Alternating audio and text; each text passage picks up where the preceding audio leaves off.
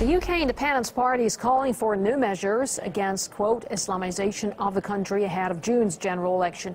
It wants a ban on burqas as well as Sharia courts, and that's according to party leader Paul Natal. Obviously, we have a heightened security risk at the moment, and for CCTV to be effective, you need to see people's faces, because whether we like it or not, in this country, there's more CCTV per head than anywhere else on the planet, with the most watched people, and for that to be effective, you need to see people's faces. Well, we got opinions from both sides, from UKIP member and MEP Ray Finch and the chief executive of the Ramadan Foundation, Mohammed Shafiq. This is a war against Muslims. That's not what I'm saying. That's what Aaron Banks, who's bankrolled the UKIP party for many years, is saying. There should only be one rule of law for everybody in the nation, and that's the United Kingdom's law. There shouldn't be different laws depending on your nationality, your religion, anything. The same rule for everybody. We live in a liberal democracy, and it's not up to male politicians like Raymond and Paul Nuttall and Mr Whittle and all the other loonies in the UKIP party to tell Muslim women what they can and cannot wear. Looking at your neighbours, Belgium and France, for example, they have already brought in burqa bans, yet both countries have still been hit by terror attacks since the ban. So doesn't it suggest that their bans are not particularly effective in improving security?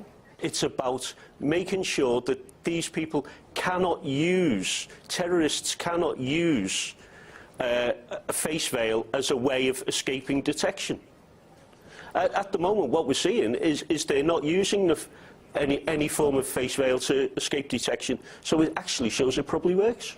It's got absolutely nothing to do with security in regards to Muslim women who go to the airport, who go to the bank and have a requirement to remove their veil, they remove their veil. This is a political attack against Muslims who want to practice their faith. And, you know, Raymond and Paul Nuttall and the other nutters in his party, they actually, you know, should be honest with the voters. They spent the last 5 years telling us that they weren't anti-Muslim, that they weren't racist, they weren't xenophobic, and they did a lot of work to attract people into the UK party. Now they have a policy. They have a policy announcement in the last few days, which is just focused on one community, one religion. Do you know, you talk about female genital mutilation. Do you know that Christians carry out in Africa? Do you know that the Hindus and Sikhs are involved in forced marriages? So where is that in your policy announcement, sir?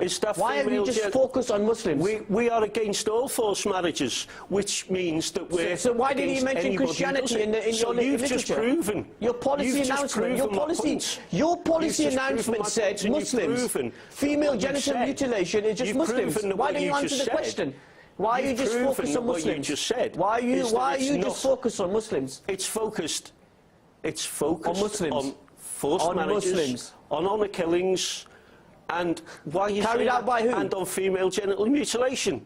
All of those things. Would you not agree? All of those things are evil. Would you not agree that all of those things are evil? Absolutely. Heated debate there for you. Well, coming up next here on RT International, how news is turned into marketing campaigns and more in Watching the Hawks.